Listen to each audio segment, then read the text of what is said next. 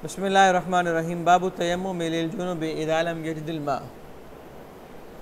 जुनबी आदमी अगर पानी ना पाए तो वो तयम्मुम करे। हद से असगर हो या हद से अकबर हो, पानी ना पाए या पानी तो हो लेकिन पानी के इस्तेमाल पे कुदरत न हो, तो दोनों सूरतों में तयम्मुम करने की इजाज़त है। इब्तिदाई ज़माने में इख्तलाफ था। हज़रत उमर और इब्न मसूद रज़ी अल्लाह तआला अन्हुमा जैसे सहाबाई कराम कहते थे कि जुम्बी के लिए तयम्मुम जायज़ नहीं है। बुखारी की बाज़ रिवायात में ये मसला मौजूद है और दीगर बाज़ रिवायात से ही साबित है कि इन सहाबाई कराम ने अपने इस मौक़िफ़ से रुजू कर लिया था। तो जिन रिवायात में आएगा कि जुम्बी के लिए तयम्मुम जायज़ नहीं, वो पुरानी रिवायात हैं, इनसे रुजू साबित है। इमाम तिरमिज़ी अपनी सनद से बयान करते हैं कि हज़रत अबू ज़र रज़ी अल्लाह तआला अन्हु कहते हैं कि नबी पाक सल्लल्लाहु अलैहि वसल्लम ने फरमाया कि पाक मट्टी मुसलमान के लिए तहारत है, अगरचे वो 10 साल तक पानी ना पाए, और जब वो पानी पा ले तो उसे अपनी चमड़ी के साथ मले, क्योंकि ये बेहतर है।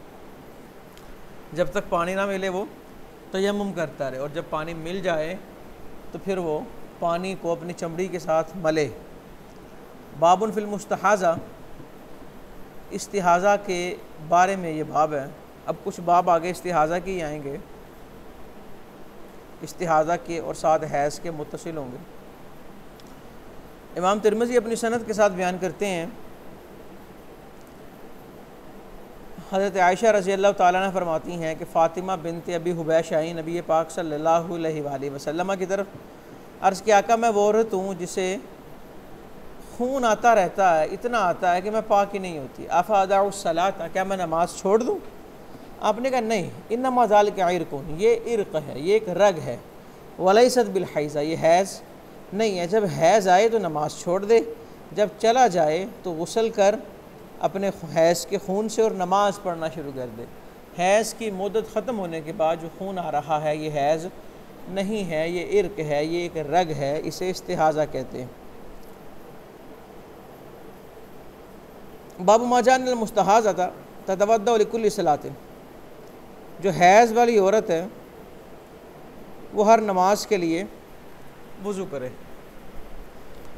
हैज़ और इस्तिहाज़ा के मसाइल इंतहाई पेचीदा तरीन मसाइल में से हैं। इमाम मोहम्मद रहमतुल्लाहि तआला अलैह ने 270 सफ़हात पर मुश्तमिल एक रिसाला लिखा है जिसके अंदर सिर्फ़ हैज़ और इस्तिहाज़े के मसाइल। इमाम तहावी ने 570 सफ़हात लिखे इस पर। अल्लामा नबवी ने मुहज़्ज़ब की शरह करते हुए जब हैज़ और इस्तिहाज़ा के मसाइल शुरू किए तो एक पूरी जिल्द बन गई। फिर आपने उनको मुख्तसर किया तो 300 सफ़हात बने।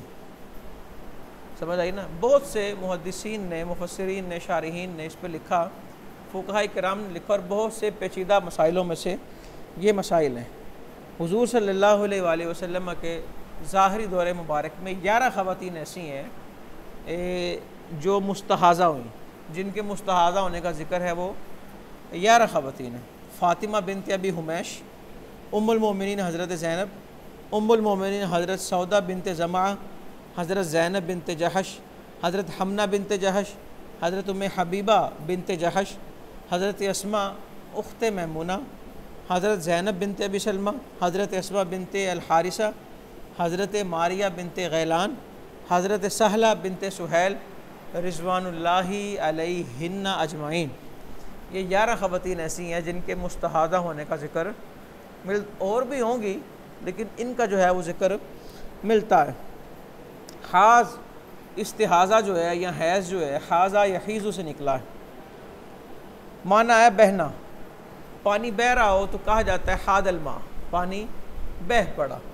तो हादा यहीदु का माना क्या है? बहना। इस्तिहाज़ा भी इस्तिलाही माना ऐसा खून जो बालिग औरत के रहम से बग़ैर किसी बीमारी के निकले, उसे हैज़ कहते हैं।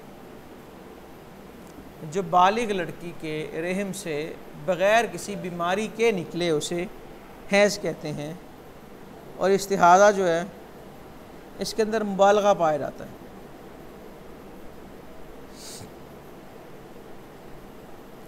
इस्तिहाज़ा जो है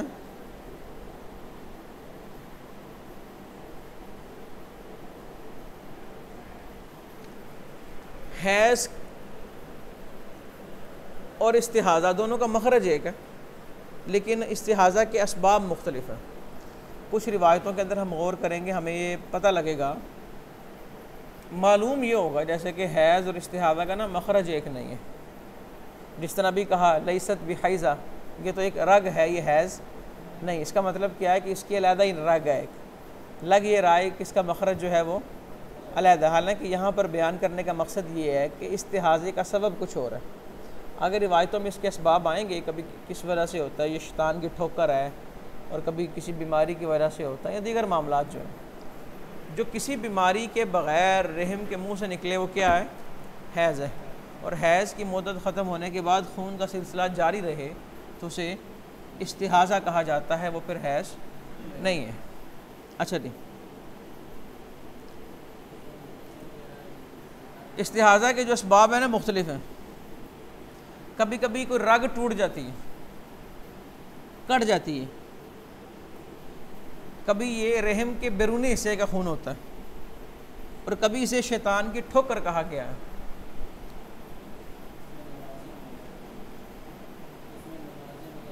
मैं उसी की तरफ आ रहा हूँ, डिटेल की तरफ आ रहा हूँ, नमाज़ों का रोज़ों का क्या करूँ।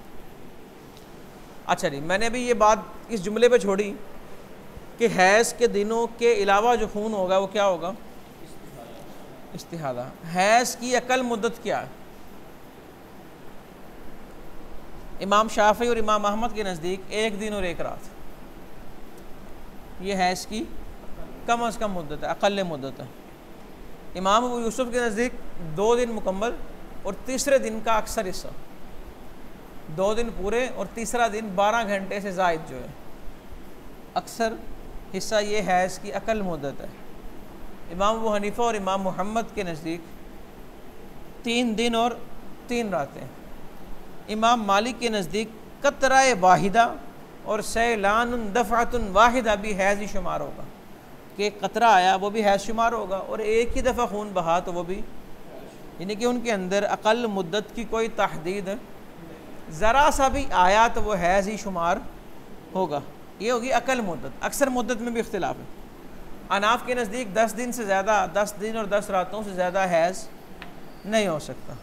इमाम शाफ़ी के नज़दीक 15 दिन, इमाम मालिक के नज़दीक 17 दिन, और इमाम अहमद से तीनों तरह की रिवायात है, 10 भी है, 15 भी है और 17 भी। अहनाफ के यहाँ कम अज़ कम ज़्यादा से ज़्यादा मुद्दत क्या है, और अहनाफ के यहाँ जो मुफ्ता भी कौल कम अज़ कम का है वो 3 दिन और 3 रातें, कम अज़ कम 3 दिन और 3 रातें, और ज़्यादा से ज़्यादा 10 दिन और 10 रातें। अच्छा, अब 2 हैज़ों के दरमियान जो मुद्दत होती है इसको तोहर कहते हैं। क्या कहते हैं? तोहर कहते हैं। अब औरत मुस्तहाज़ा हुई, ये तो हमने कह दिया कि हैज़ के दिन पूरे करे और बाकी दिन इस्तिहाज़ा किए हैं, तब कब तक इस्तिहाज़ा चलेगा, वो तोहर के दिन कितने होंगे? तो तोहर की अकल मुद्दत में इख्तिलाफ है। इमाम मालिक कहते हैं तोहर की अकल मुद्दत में कोई तहदीद नहीं। एक रिवायत के मुताबिक कम अज़ कम 5 दिन है, एक के मुताबिक 10 दिन है, और एक के मुताबिक 15 दिन है। इमाम मालिक से मरवी है। इमाम आज़म अबू हनीफ़ा और इमाम शाफ़ी के नज़दीक तोहर की जो कम अज़ कम मुद्दत है वो 15 दिन है। कितने जी? और इमाम अहमद की भी एक ही रिवायत है। और इमाम अहमद का जो दूसरा मौक़िफ़ है वो ये है कि तोहर के कम अज़ कम 3 दिन है। अच्छा जी, अब खून के भी 6 रंग होते हैं। काला होगा, लाल होगा, पीला होगा, सबस तरह का रंग होगा, तुरबती रंग होगा, और एक रंग होता है उसे खुदरा कहते हैं, खुदरा। तो 6 रंग हैं अलवान दम हैज़ जो है, या अलवान दम जो है वो कितने हैं? 6 तरह के खून होते हैं। इमाम साहिब के नज़दीक जिस रंग का भी खून आएगा वो हैज़ शुमार होगा। इमाम शाफ़ी कहते हैं सुर्ख और स्याह हैज़ का खून है, बाकी सब इस्तिहाज़ा है। ये ज़हन में रखिएगा। अनाफ के यहाँ कोई भी खून है तो वो हैज़, और इमाम शाफ़ी के यहाँ सिर्फ सुर्ख और स्याह जो है वो हैज़ है, और बाकी सब क्या है? इस्तिहाज़ा। अगर इमाम शाफ़ी के मौक़िफ़ को माने तो अक्सर औरतें फिर इस्तिहाज़ा में ही मुब्तला हैं, ठीक है ना। फिर जो जर्द रंग के खून है, अक्सर ख़वातीन को आते हैं, फिर वो तो सारी हैज़ में शुमार ही नहीं होगी। अच्छा जी, ये बात हो गई हैज़ की। इस्तिहादा, वो औरत जिसे इस्तिहादे का खून आता है वो 3 तरह की होगी, 3 किस्में होंगी उसे, मुब्तदा, मुअतादा और मुतहय्यरा। मुब्तदा, मुअतादा और मुतहय्यरा। मुब्तदा का मतलब है जिसे ज़िंदगी में पहली दफ़ा हैज़ आया, अभी भी बालिगी हुई है और हैज़ आया तो फिर इस्तिमरार दम हो गया कि खून आया है और रुका ही नहीं, इसे क्या कहेंगे, मुब्तदा। और मुअतादा कि कुछ अरसा उसे बाकायदगी के साथ हैज़ आता रहा, 1 2 3 चंद 8 10 हैज़ गुजरे उसके, फिर उसके बाद एक दिन एक दफ़ा हैज़ आया लेकिन इस्तिमरार दम हो गया। पहले हैज़ आता रहा, हैज़ आया, रुक गया, तोहर की मुद्दत आई, फिर हैज़ आया, लेकिन एक दफ़ा हैज़ आया और फिर इस्तिमरार दम हो गया, इसे कहेंगे मुअतादा।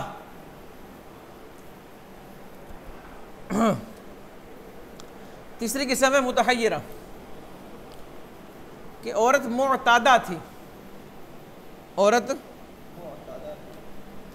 फिर उसे इस्तिमरार दम हो गया, यानी कि औरत को हैज़ बाकायदा आ रहा था, इस्तिमरार दम हो गया, लेकिन अपनी साबिका आदत भूल गई। वो भूल गई उसे कितने दिन हैज़ आता था, वो भूल गई उसे कितने दिन हैज़। फिर ये मुतहय्यरा की 3 किस्में हैं, मुतहय्यरा बिलअदद, मुतहय्यरा बिलवक्त और मुतहय्यरा बिहिमा। मुतहय्यरा बिलअदद जिसका खून मुस्तमिर हो गया और वो अपनी साबिका आदत भूल गई। और मुतहय्यरा बिलवक्त का मतलब जिसे वक्त का नहीं पता कि उसे किन अय्याम में खून आया था, उसे किन अय्याम में खून आया था, दिन भी नहीं पता और तादाद भी, आदत का मतलब तादाद नहीं पता और वक्त का मतलब उसे दिन नहीं पता, और बिहिमा का मतलब दिन भी नहीं पता और तादाद भी नहीं पता। मुतहय्यरा बिलअदद, औरत कह रही है दिन पीर का था लेकिन अब कितने दिन खून आए मैं भूल गई हूँ, तो ये मुतहय्यरा बिलअदद है। क्यों? इसे अदद नहीं मालूम, वक्त मालूम है। और एक को ये तो पता है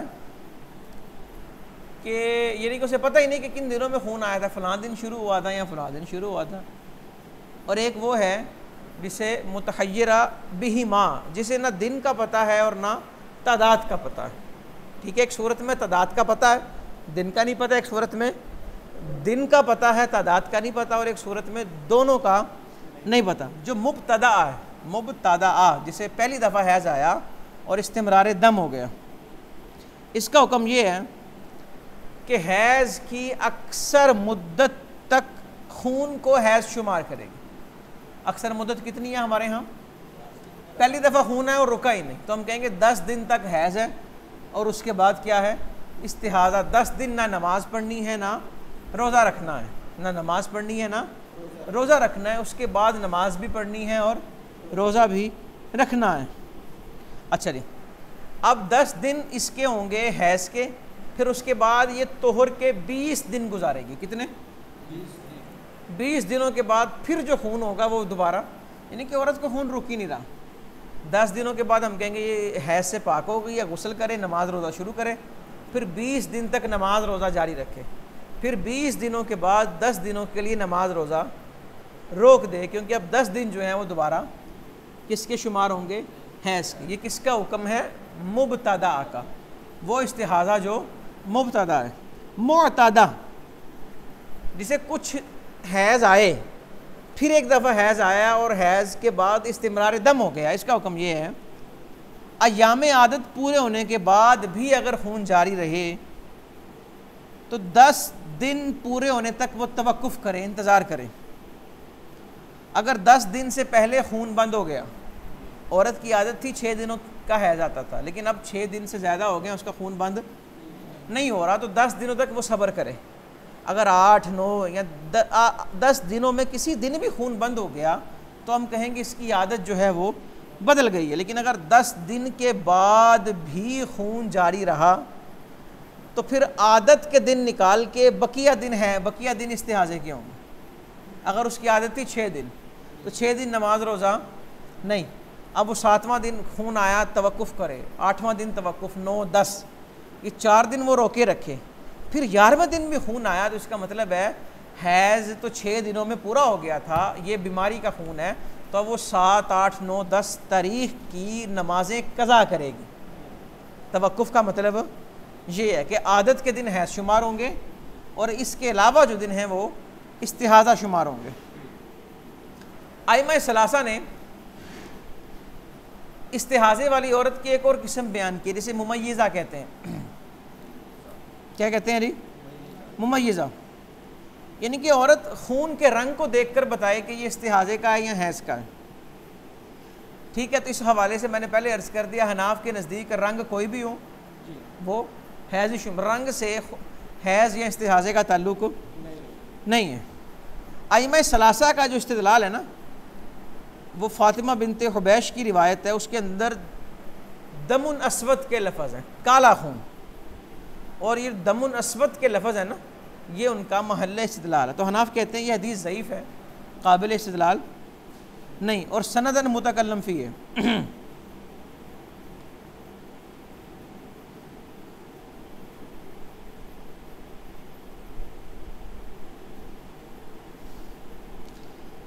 और बुखारी के अंदर हज़रत आयशा रज़ी अल्लाह ताला अन्हा से मरवी कि फ़ातिमा बिनते हुबैश ने नबी पाक सल्लल्लाहु अलैहि वसल्लम से जब अर्ज़ किया अपना सारा मामला, तो आपने फरमाया तो नमाज को छोड़ क़द्र अल-अय्याम, क़द्र अल-अय्याम, यहाँ पे लफ्ज़ क़द्र अल-अय्याम इस बात पे दलालत करता है कि एतबार दिनों का है, रंगों का नहीं। एतबार किसका है कि हैज़ के दिनों में नमाज को छोड़ दे और बकिया दिन जो है उसके अंदर गुस्ल करे और नमाज को जारी रखे। समझ आ गई? अब देखो जी,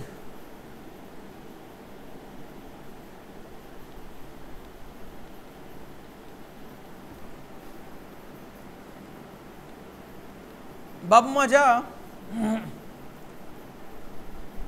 अनल मुस्तहाज़ा ततवद्दा लिकुल्ली सलाह, कि मुस्तहाज़ा हर नमाज के लिए वुज़ू करे। इमाम तिरमिज़ी अपनी सनद से बयान करते हैं नबी पाक सल्लल्लाहु अलैहि वसल्लम ने मुस्तहाज़ा के बारे फरमाया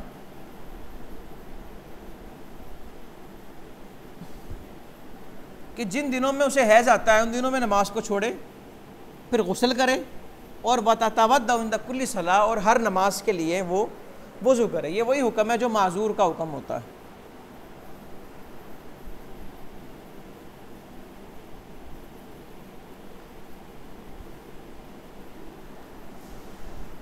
बाबुन फिल मुस्तहाद अन्नहा तजमउ बैन सलातैन बिगुस्ल वाहिद, ये बाब इस बारे में है कि मुस्तहाज़ा औरत जो है वो एक ही गुस्ल से 2 नमाज़ों को जमा कर ले, यानी कि वो तहारत करे, पहली नमाज को आखिरी वक्त में पढ़े और दूसरे को पहली वक्त में। मिसाल के तौर पर ज़ोहर की नमाज़ मौखर करे, वज़ू उसने किया, ज़ोहर पढ़ी, सलाम फेरते ही असर का वक्त शुरू हुआ, साथ ही वो असर पढ़ ले। इसी तरह मगरिब की नमाज को मौखर करे। इमाम तिरमिज़ी अपनी सनद से बयान करते हैं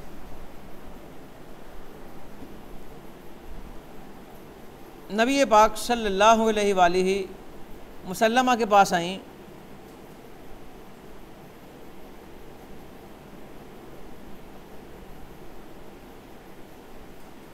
हमना बिनते जहश, अर्ज़ किया आका मुझे इस्तिहादा बड़ी शिद्दत से आता है, यानी कि वो मसला पूछने आई। तो नबी पाक सल्लल्लाहु अलैहि वसल्लम ने फरमाया, यानी कि उसने पूछा आप मेरे बारे में क्या हुक्म देते हैं? फमाता अमुरनी फ़ीहा फ़क़द मनाअत निस्सियाम वस्सलाता, क्योंकि इस्तिहादा ने मुझे सियाम और नमाज से रोक दिया है। तो आपने फरमाया, यानी कि अब कि जब खून आए, उनके पूछने का मकसद ये था कि खून इतना ज़्यादा होता है कि जिसकी वजह से नमाज़ पढ़ने में बड़ी दिक्कत होती है, बताएं मैं क्या करूं? तो आपने फरमाया तेरे लिए कुरसुफ है। कुरसुफ का मतलब कि कोई पैड जिसको तू रख ले जिसकी वजह से खून जो है वो बाहर ना आए। तो कहा इन्ना युज़हिबु दमा, खून इससे भी ज़्यादा है, मैं कुरसुफ रख तो लूँ, रुई वगैरह रख तो लूँ, लेकिन खून ज़्यादा है। तो यानी कि जब आपने कहा कि तू कुरसुफ रख, इससे तेरा खून जो है ये रुक जाएगा। तो अर्ज़ क्या हुआ, अक्सर मिन ज़ालिका, ये कुरसुफ से ज़्यादा है। तो फिर हुक्म दिया फ़तलज्जमी, लंगोट बांध लो। अर्ज़ क्या इससे भी ज़्यादा है? कहा इसके अंदर कोई कपड़ा रख लो। अर्ज़ क्या इससे भी ज़्यादा है? इससे भी ज़्यादा है। तो आप सल्लल्लाहु अलैहि वसल्लम ने हुक्म दिया, फरमाया कि मैं तुझे 2 कामों का हुक्म देता हूँ, इनमें से जो तू करेगी वो तेरे लिए काफ़ी है।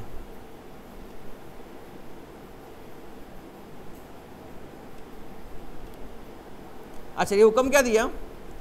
और साथ फरमाया कि ये शैतान की ठोकर है। रकदा तुम मिन शैतान, ये शैतान की ठोकर है। फ़तहय्यज़ी सित्तता अय्यामिन व सबअता अय्यामिन फ़िल मिल्ला, अल्लाह के इल्म में तो 6 दिनों को या 7 दिनों को है शुमार कर, सुम्मा इग़्तसिली, फिर तो गुस्ल कर। ठीक है। और जब तू देखे कि तू पाक हो गई है तो तू 14 दिन और 14 रातें नमाज अदा करे, या 13 दिन और 13 रातें नमाज अदा करे, रोज़े रखे, नमाज पढ़, तो ये तेरे लिए काफ़ी है। और वही आगे चल के बात आ गई कि तू मौखर करे ज़ोहर को और तू जल्दी पढ़े असर को, फिर तो गुस्ल करे और तू नमाज पढ़े ज़ोहर असर की इकट्ठी, फिर तो मौखर करे मगरिब को और जल्दी करे इशा को, गुस्ल कर और इन दोनों नमाज़ों को जमा कर, और ऐसा कर। और सुबह के वक़्त गुस्ल कर और सुबह की नमाज़ पढ़, और रोज़ा रखा कर, तुझे इस पर कुदरत है।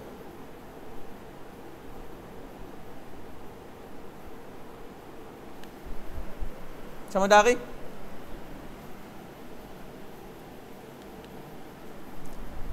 बाबू मजा फिल मुस्तहाज़ा अन्ना तग़सिलु इंदा कुल्ली सलाह, कि मुस्तहाज़ा औरत जो है ये हर नमाज के वक़्त गुस्ल करे। इमाम तिरमिज़ी अपनी सनद से बयान करते कि उम्मे हबीबा बिनत जहश अर्ज़ करती हैं, आका मुझे हैज़ आता है, मैं पाक नहीं होती, क्या मैं नमाज़ छोड़ूँ? आपने कहा नहीं, ये इर्क़ है, ये एक रग है, तो गुस्ल कर और फिर नमाज़ पढ़। और वो हर नमाज के लिए गुस्ल किया करती थी।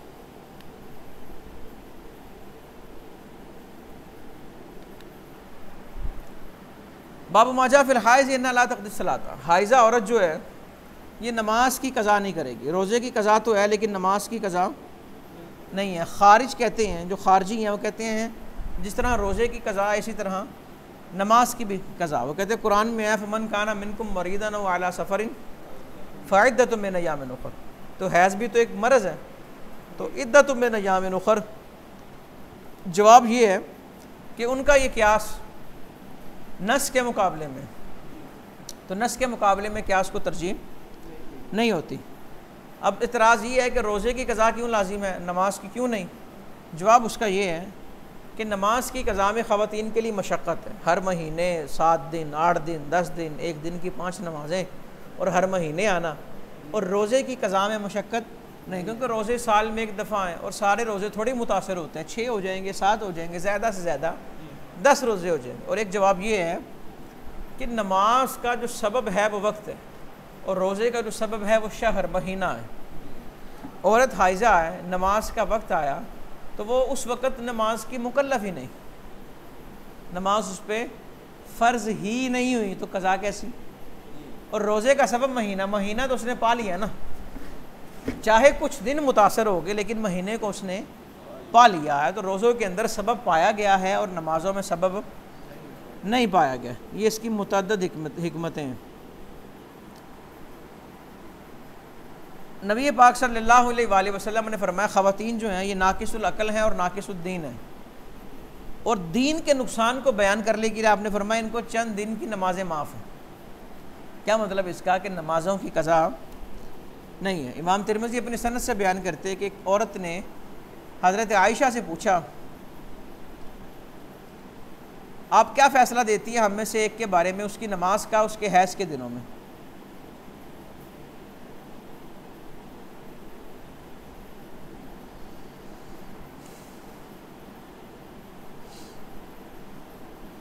तो हज़रत आयशा रज़ी अल्लाह ताला अन्हा ने क्या फ़रमाया कि हम में से जब कोई हाइज़ा हो जाए तो उसे कज़ा का हुक्म नहीं दिया जाएगा। समझ आ गई बात?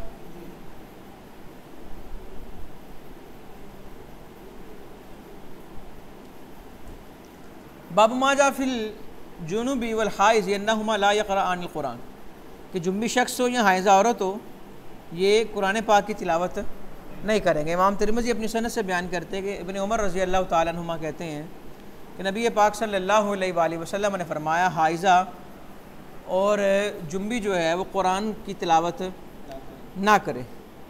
अइम्मा सलासा के नज़दीक जुम्बी और हाइज़ा के लिए तिलावत कुरान ममनू है।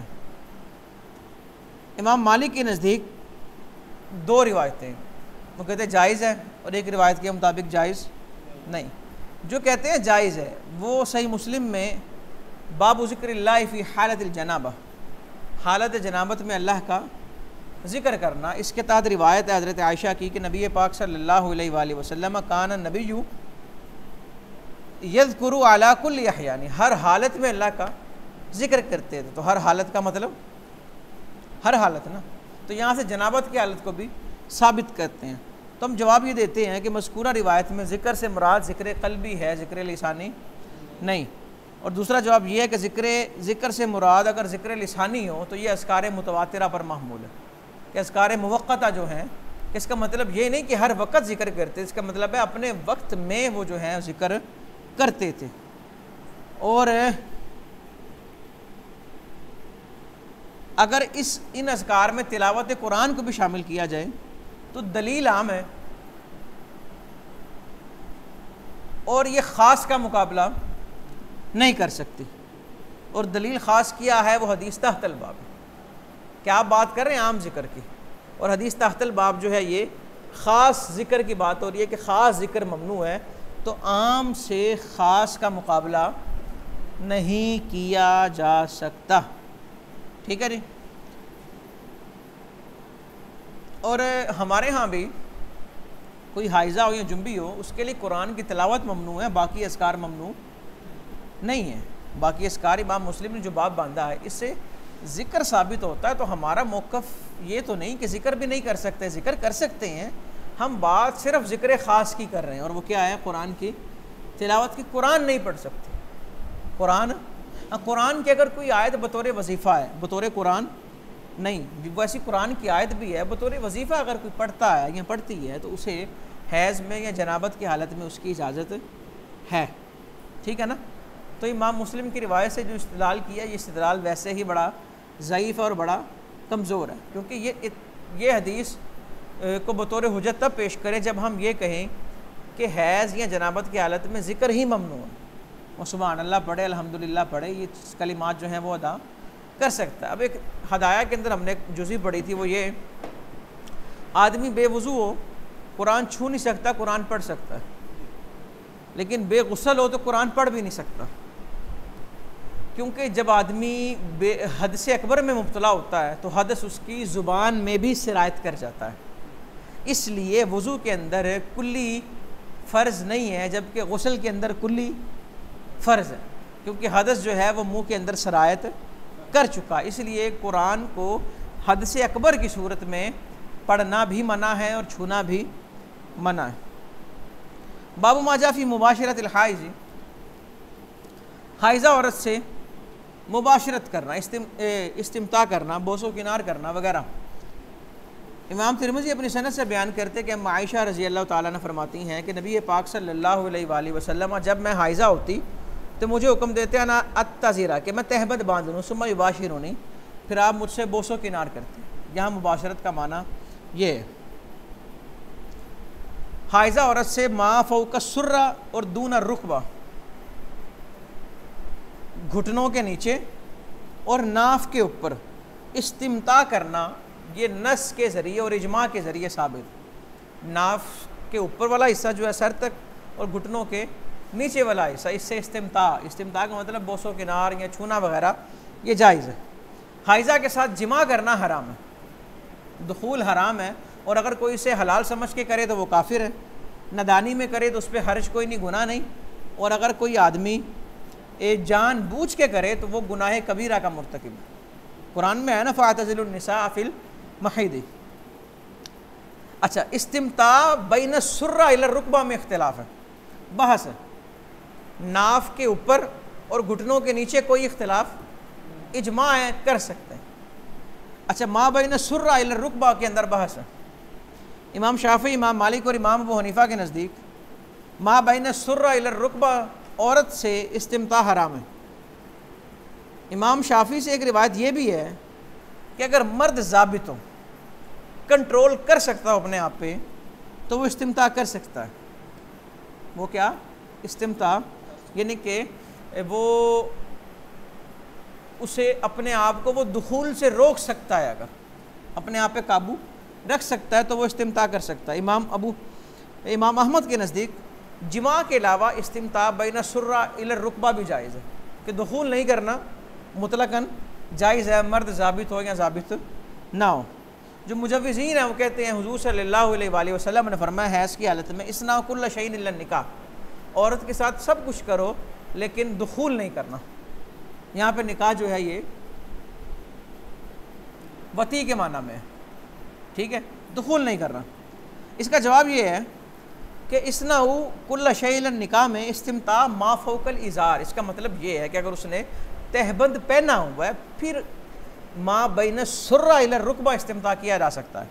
और बहुत सी हदीस में इस बात की सराहत मौजूद है, जैसा कि अबू दाऊद के अंदर रिवायत है कि लका मा फौकल इज़ार, तेरे लिए जायज़ है इज़ार के ऊपर, तहबंद के ऊपर। और जो कहते हैं कि ममनू है माँ बैन सुर्रा इला रुकबा, उनकी दलील अहनाफ की या अइम्मा सलासा की ये हदीस तहतल बाब कि हज़रत आयशा कहती हैं कि मुझे हुक्म देते तो मैं तहबंद को बांध लेती।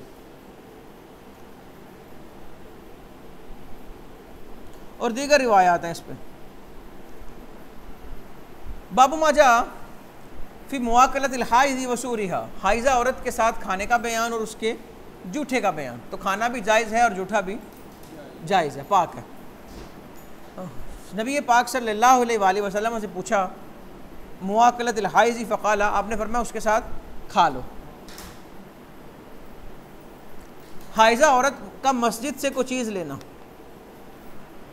हज़रत आयशा रज़ी अल्लाह ताला अन्हा कहती हैं मुझे हुज़ूर सल्लल्लाहु अलैहि वसल्लम ने फरमाया मस्जिद से बोरियां पकड़ो।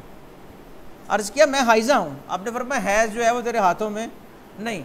हाइज़ा औरत मस्जिद में जा नहीं सकती, दुखूल मना है, मस्जिद में दाखिल हुए बगैर कुछ उठाना ममनू नहीं। हुज़ूर सल्लल्लाहु अलैहि वसल्लम का जो हुजरा है उसका दरवाज़ा मस्जिद नबवी में खुलता था, तो दरवाज़ा खोल के हज़रत आयशा रज़ी अल्लाह ताला अन्हा ने वो चीज़ उठा ली। मिलता है ना इतिकाफ़ के बारे, हुज़ूर सल्लल्लाहु अलैहि वसल्लम ने इतिकाफ़ किया होता तो आप अपने दरवाज़े के अंदर सर करते और हज़रत आयशा जो हैं वो बालों को तेल लगा देती या कंघी वगैरह कर दिया करती थी।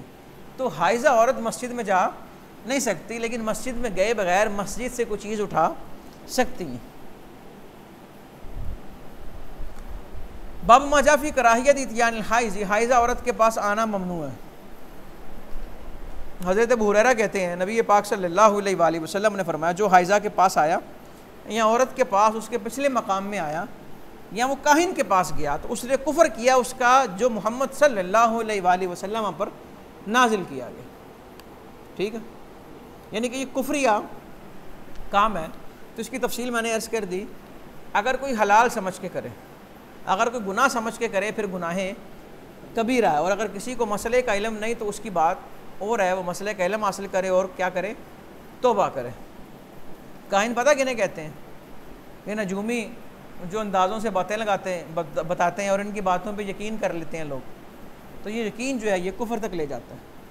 एक और रिवायत कि आपने इरशाद फरमाया जो हाइज़ा के पास आए तो वो 1 दिनार का सदका करे, यानी कि कफ़ारा ये है वो क्या करे, 1 दिनार सदका करे।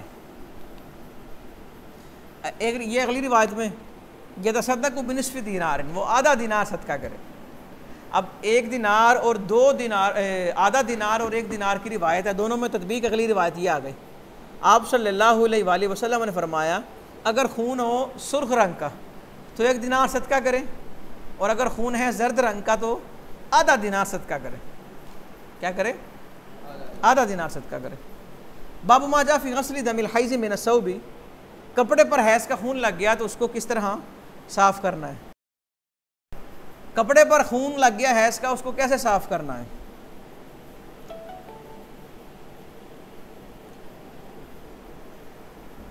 दम मसफू पढ़ा होगा आपने, बहने वाला खून, दम मसफू की नजासत पर इत्तिफाक है, और दम हैज़ भी इसी की किस्म है, इसी की। जो दम मसफू का हुक्म है वही दम हैज़ का हुक्म है, अलबत्ता मिक़दार दम हैज़ में इख्तलाफ है कि हैज़ के खून की कितनी मिक़दार माफ़ है और कितनी मिक़दार पे धोना उसे फ़र्ज़ है। इमाम अबू हनीफ़ा के नज़दीक कदर दिरहम माफ़ है। इमाम शाफ़ी के नज़दीक दम हैज़ कलीलो कसीर नजिस है, खून का एक कतरा भी होगा वो कपड़े को नजिस कर देता है। ये इनका नया कौल है। पुराना कौल इनका ये था मादून अल कफ़, हथेली से कम माफ़ है और हथेली से ज़्यादा धोना पड़ेगा। क़तादा इब्राहिम नख़ी के नज़दीक कदर दिरहम से कम माफ़ है, दिरहम माफ़ नहीं। इमाम अबू हनीफ़ा के नज़दीक दिरहम माफ़ है, इनके यहाँ दिरहम से कम माफ़ है, दिरहम हो गया तो माफ़ी ख़त्म हो गई। और इमाम मालिक का भी यही मौक़िफ़ है। अहनाफ़ के दलील, अहनाफ़ कदर मखरज से इस्तिंबात करते हैं। मखरज जो खुरूज की जगह है इसके, तो कदर मखरज जो है वो कदर दिरहम है, इसका जो मखरज की मकदार है वो दिरहम के जितनी है। और हज़रत उमर रज़ी अल्लाह ताला अन्हु का असर है कि उनसे पूछा कितनी मकदार माफ़ है, तो कहा मेरे इस नाखून के जितनी, और आपका जो नाखून था वो बक़दर दिरहम था। इमाम आइनी, अल्लामा बदरुद्दीन आइनी और इमाम तहावी रहमतुल्लाहि ताला अलैहिमा ने इस बात को नक़ल किया। अब अहनाफ़ में फिर इख्तिलाफ़ है कि दिरहम का वज़न मोतबर है या दिरहम का साइज़ मोतबर, दिरहम का। तो उन्होंने कहा अगर नजासत जिस्म वाली हो, ठोस है, तो फिर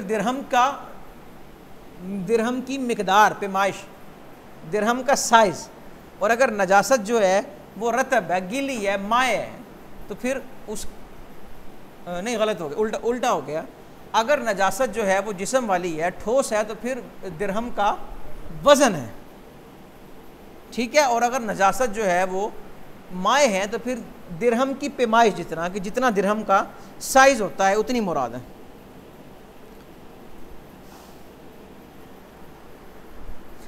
और ये सारे इख्तिलाफ़ की वजह पता क्या, कि इस मसले के हवाले से कोई सरी रिवायत मौजूद नहीं, जिसकी वजह से फुक़हा में इख्तिलाफ़ हुआ। अस्मा बिनत अबी बकर की रिवायत से पता लगता है कि दम कसीर की सूरत में गसल वाजिब है, और ये दलालत करता है कि दम कलील की सूरत में गसल वाजिब, कपड़े को धोना वाजिब। वही बात है, यानी कि फिर इसको अहनाफ ने लिया या सारे आइमाइन दम मसफू की तरह लिया, और आगे इख्तिलाफ आ गया कि इसकी कितनी मिक़दार माफ़ है और कितनी मिक़दार माफ़ नहीं। अहनाफ कहते हैं कदर दिरहम जो है वो माफ़ है, और आगे फिर जो इख्तिलाफ था कि दिरहम का वज़न मुराद है या दिरहम का साइज़ मुराद है। तो नजासत अगर ठोस हो तो दिरहम का वज़न मुराद है, और नजासत अगर माए हो तो दिरहम का साइज़ मुराद है। आगे इंशाअल्लाह कल पढ़ेंगे।